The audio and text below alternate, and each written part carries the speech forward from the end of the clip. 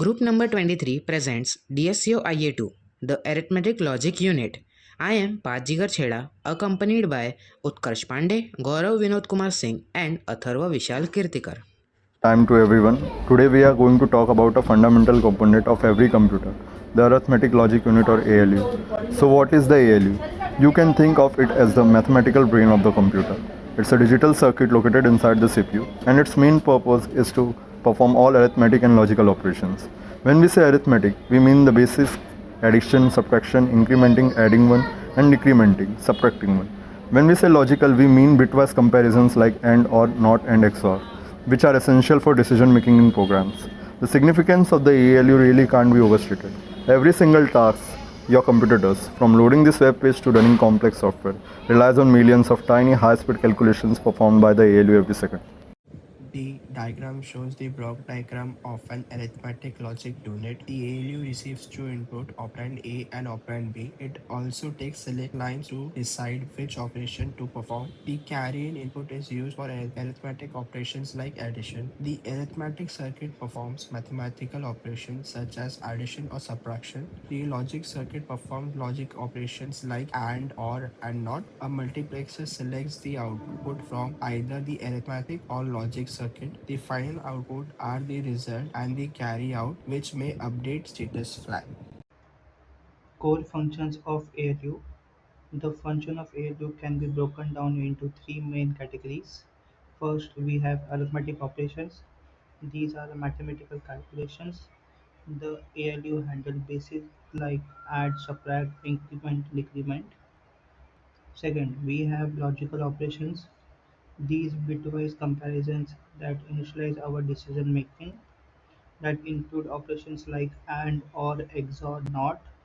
Instead of treating 1010 as a 10, a logical operations treat a full individual bit manipulating ones and zeros. Finally, we have bit operations. These operations like shift left and shift right move all the bit in a number position to a side. These are very important efficient trick as a very fast way for computer to perform manipulations and division by 2. So, how does the ALU actually do all of this? It's all built from basic circuits. The most important one is the full adder. A half adder can add two single bits, while a full adder is more complex and much more useful. It adds three single bits, bit A, bit B, and carry in bit. From these three inputs, it produces two outputs, one sum and one carry out. Carry out is the bit that allows two chain adders together. Now let's talk about n-bit adder. To add large numbers like 4-bit or 64-bit numbers, we can't use just one full adder. So we chain them together in a design called a ripple carry adder. As you can see in the diagram, to build a 4-bit adder, we connect four 1-bit full adders in a line. The carry out from the first adder becomes the carry in for the second adder.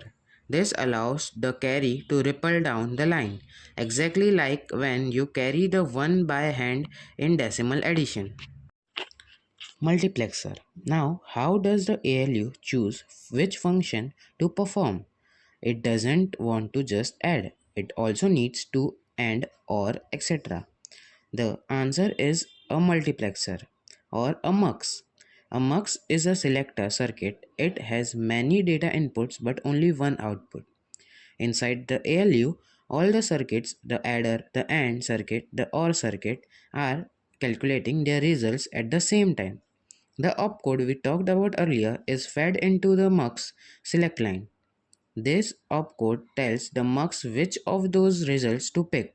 For example, if the opcode for add is sent, the mux will select the output from the adder circuit and send only that one to the final result output, ignoring all the others.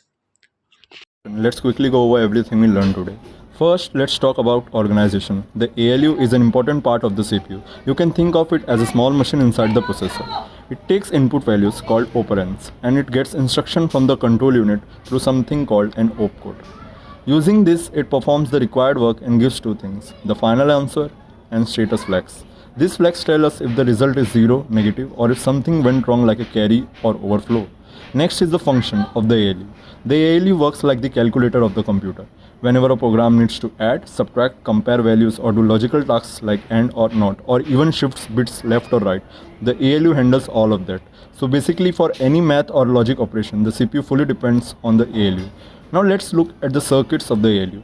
Inside the ALU, everything is made using simple logic gates like AND or NOT, etc. These gates are combined to form full adders, which are special circuits that can add 2 bits and a carry. Many full adders are connected in a row to make an n-bit adder which helps the ALU work with bigger numbers. After this, a multiplexer or MUX is used. The MUX chooses which operations output should be sent outside, whether it is addition, subtraction, logic operation or shifting based on the control signal. So the main points to remember are the ALU is the main execution unit of the CPU. The full adder is the basic building block for all arithmetic operations. The multiplexer gives the ALU the ability to perform many different operations by selecting the correct output. In simple words, the ALU takes inputs, follows instructions, uses its internal circuits to calculate, and gives the final result. Thank you for watching the video. We hope you understood the arithmetic logic unit, its organizations, its functions, and its circuits.